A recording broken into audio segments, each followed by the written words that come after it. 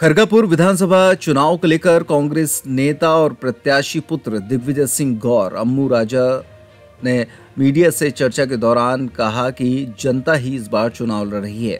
बताया गया है कि जनता भाजपा के शासन से त्रस्त हो गई है। विधानसभा में भ्रष्टाचार रिश्वतखोरी चरम पर पहुंच चुकी है। उन्होंने कहा कि प्रशासनिक कर्मचारी भाजपा का चश्मा पहनकर काम करते हैं। बताया गया है कि खरगापुर थाना प्रभारी की शिकायत भी की गई है कि उनके द्वारा भाजपा का काम किया जा रहा है। इसके साथ ही बताया गया कि कांग्रेस पार्टी द्वारा जनता की हितकारी योजनाएं बनाई गई, जिसका लाभ जनता तक पहुंचाने का पहला उद्देश्य होगा और इस बार जनता कांग्रेस पार्टी को विजयी बनाकर प्रदेश तक पहुंचाने का काम करेगी।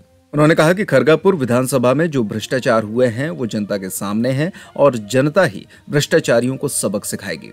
साथ ही कहा कि कांग्रेस की स्थिति काफी मजबूत है और कांग्रेस पार्टी जिले में जीत दर्ज करने के लिए अग्रसर है। मैं आपको बता रहा हूँ, भटगोरा में एक गैर आवासीय स्कूल संचालित था अवैध। वहाँ दो बच्ची, एक बच्ची 9 वर्ष की, एक 6 वर्ष की, हमारी लोधी समाज की बच्ची के साथ गलत घटना सामने आई।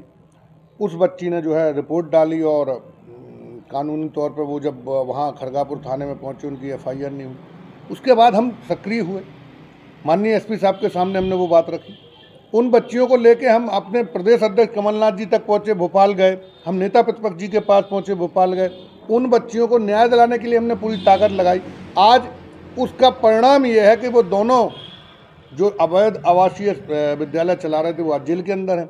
जबकि उसके बाद भी हम लगातार मांग करते रहे कि उन बच्चियों को जब कष्ट होता था, पीड़ा होती थी, तो कोई झोला छाप डॉक्टर आता था उनका इलाज कराने। चूँकि वो बच्चियाँ इतनी छोटी हैं कि वो नाम नहीं बता पा रही, एक झोला छाप डॉक्टर आता था कि जब उन बच्चियों को तकलीफ होती थी वो उन बच्चियों का इलाज करता था। तो उस झोला छाप डॉक्टर के खिलाफ भी हमने SP साहब को आवेदन दिया और जिन लोगों ने उन आवासीय विद्यालय चलाने वालों का जो भाजपा के नेताओं ने संरक्षण किया और मदद की, उनके खिलाफ भी हमने आवेदन दिया, उनके खिलाफ भी हमने लड़ाई लड़ी।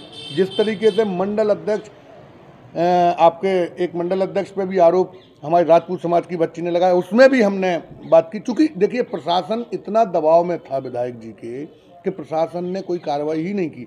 आप देखिए, 302 हत्या करने वाले लोगों को भी संरक्षण इस भारतीय जनता पार्टी की सरकार ने दिया है।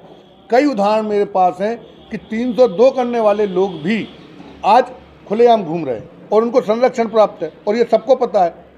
लेकिन जब अगर प्रशासन ने कोई कार्रवाई नहीं की, हम तो विधानसभा तक लड़ाई लड़ी। हम विधायक नहीं भी थे, फिर भी हमने कांग्रेस के अन्य विधायकों से वो मैटर पहुंचाया।